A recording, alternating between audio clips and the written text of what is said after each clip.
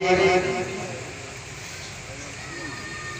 Press club Chakswari, چنار press club اسلام گڑھ کے دوستوں کا انتہائی ممنون ہوں جنہوں نے اپنی انتہائی مصروفیت کے باوجود آج کے اس پروگرام کی کوریج کے لیے وقت دیا اور ہماری حوصلہ افزائی فرمائی۔ تو اس کے بعد آج کی تقریب کے مہمان انتہائی قابل احترام شخصیت چیئرمین یوتھ ونگ سردار عثمان عتیق صاحب سے گزارش کروں گا جو اسٹیج پر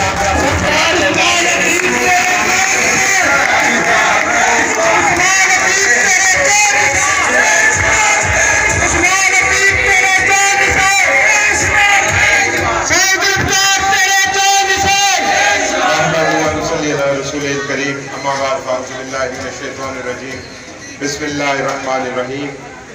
صدر محفل راجہ زراعت صاحب، مہمان خصوصی صدر مسلم کانفرنس مرزا شفیق جلال صاحب، اسٹیج پہ موجود حاجی ذوالفقار صاحب، بابا شریف صاحب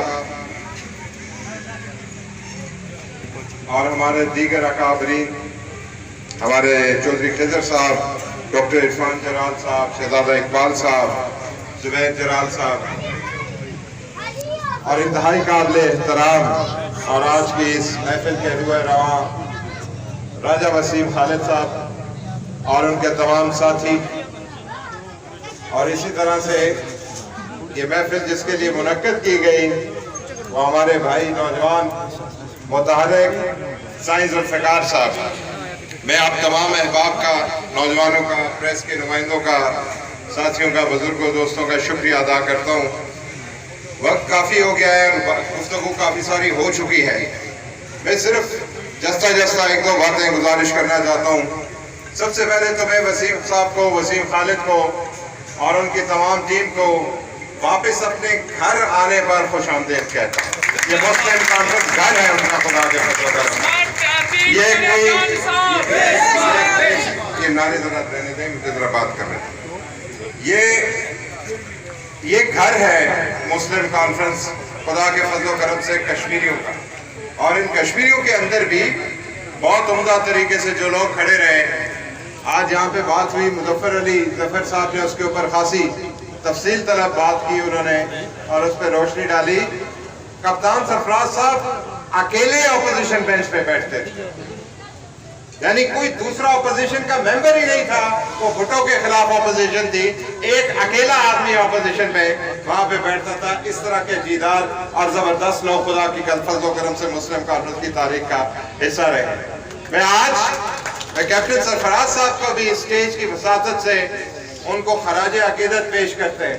ہمیں بہت خواہش تھی، میری بہت خواہش تھی، ذاتی طور پہ خواہش تھی کہ یہ جو پرانے مسلم کانفرنس تھی، جنہوں نے اس مسلم کانفرنس کے اندر اپنی ساری زندگی لگائی ہے، ان لوگوں کا خاتمہ مسلم کانفرنس کے جھنڈے پہ ہونا چاہیے۔ اور مجھے کپتان صاحب کا جنازہ بھی یاد ہے، میں خود موجود تھا۔ بہت بڑی بڑی تقریریں ہوئی ان کی شخصیت کے اوپر، لیکن کسی نے مسلم کانفرنس کا نام نہیں لیا۔ کسی نے ان کی جو اصل زندگی کی حقیقت تھی، جو ان کی جستجو تھی، جو ان کا غیر متزلزل قسم کا مسلم کانفرنس کے ساتھ تھا، بھٹو جیسے طاقتور آدمی کے مقابلے میں وہ وہاں پہ مسلم کانفرنس کے یہاں پہ اپوزیشن لیڈر تھے آزاد کشمیر کے اندر، کسی نے اس کا ذکر نہیں کیا۔ بہت تکلیف ہوئی مجھے اس بات پر، اور وہ چلے گئے نون لیگ میں، ان کے بچے بھی نون لیگ میں تھے، لیکن چکسواری والوں گواہ ہونا کہ نون لیگ نے کیا اثر کیا کپتان سرفراز کے بچوں کا، ان کے خاندان کا، ان کے ساتھیوں کا، ان کی برادری کا۔ یہ بے مروت لوگ ہیں، اور یہ مسلم کانفرنس کو داغا دے کر یہاں سے گئے ہوئے تھے۔ ہمیں یہاں پہ سنانا، پچھلے 5 سال سناتے رہے، فاروق حیدر صاحب فرماتے رہے کہ مسلم کانفرنس کی طبعی عمر پوری ہو گئی ہے۔ یہ خدا میرا فیصلہ کرے گا، میرا اللہ فیصلہ کرے گا کہ طبعی عمر کس کی پوری ہو گئی ہے، کس جماعت کی پوری ہو گئی ہے۔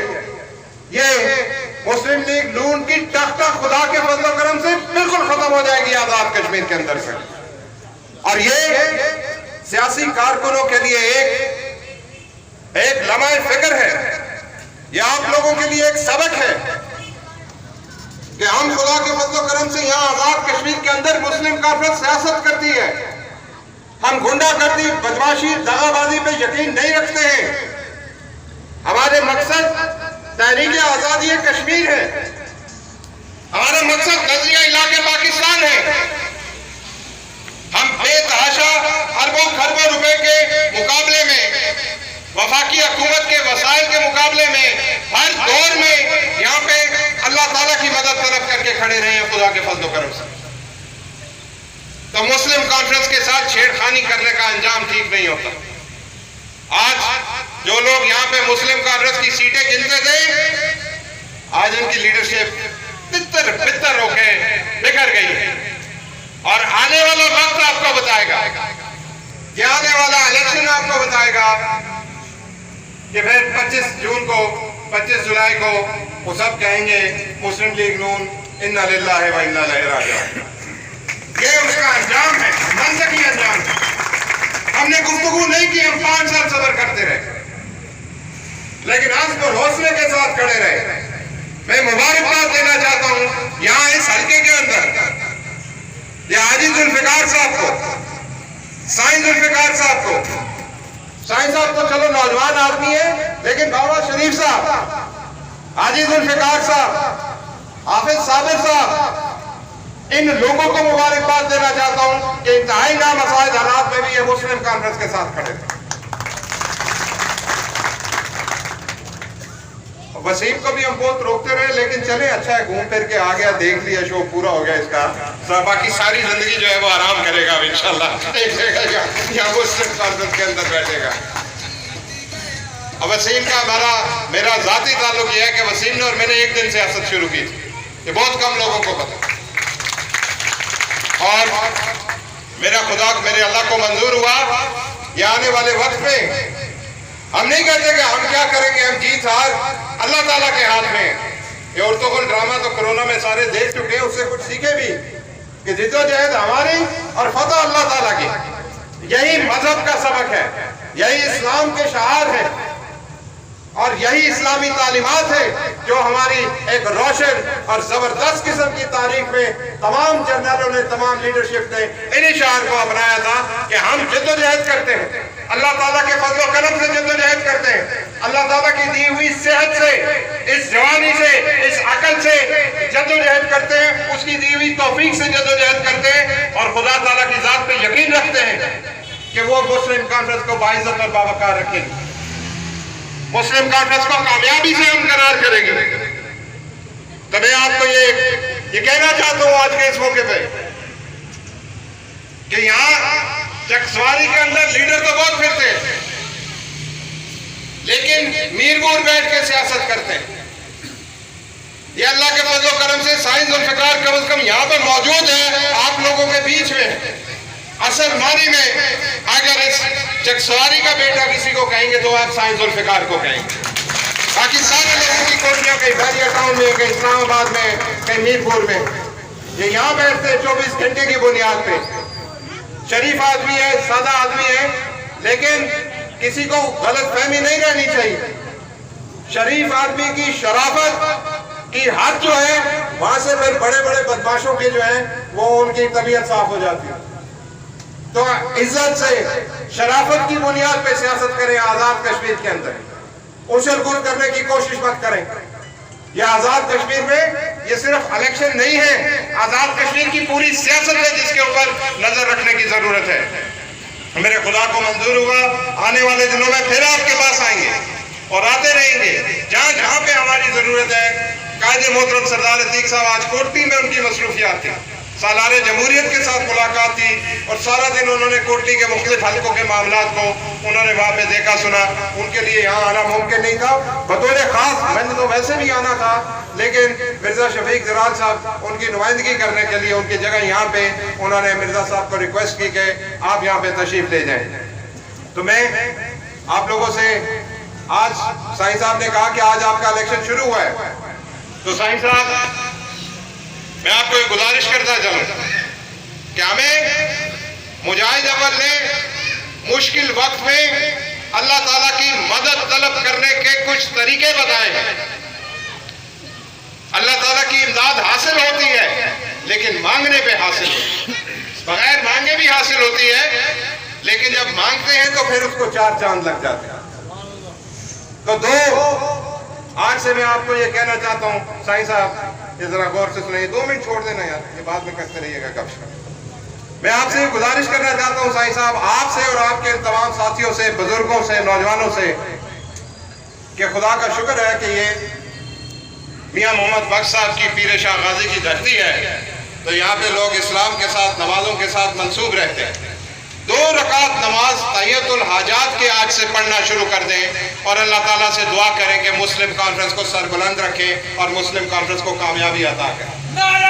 اور کوئی اقتدار, میری بات یاد رکھیے گا, اللہ تعالیٰ سے بہتری مانگے, اللہ تعالیٰ سے عزت اور وقار مانگے, اقتدار کبھی مت مانگے.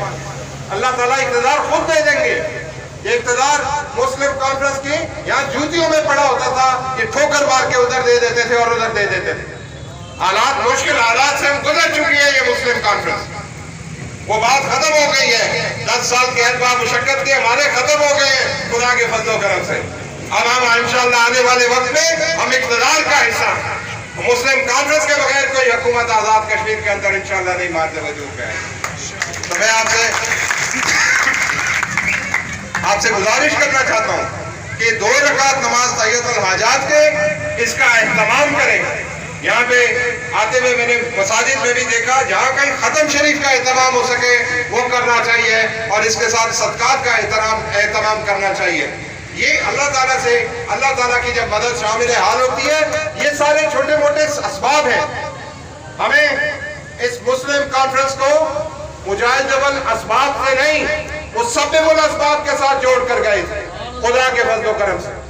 تو میں اس بات کے ساتھ آپ لوگوں سے اجازت لیتا ہوں کہ میں آپ سے یہ امید رکھتا ہوں, یہ یقین رکھتا ہوں کہ اس سارے سیاسی کام کاج کے دوران آپ باوضو رہیں گے, نماز پڑھیں گے اور اللہ تعالیٰ کا ذکر کریں گے اور اس ساتھ یہ تحیۃ الحاجات کے نوافل پڑھیں گے.